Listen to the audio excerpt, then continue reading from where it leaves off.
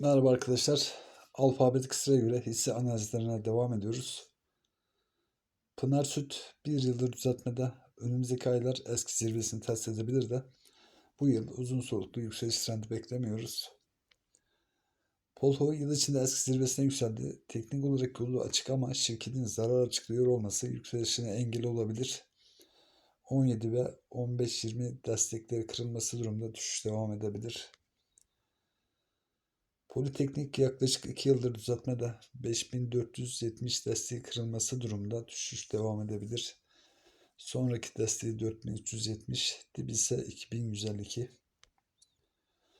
PRDGS yaklaşık 2,5 yıldır yatayda, daha önce büyük yükseliş yapmamış ve şirket kar açıklaması durumunda yükselişe geçebilir. PRGAP 3 yıldır yatayda, şirket kar açıklaması durumunda yükselişe geçebilir. Yatırım tavsiyesi değildir. Selamlar.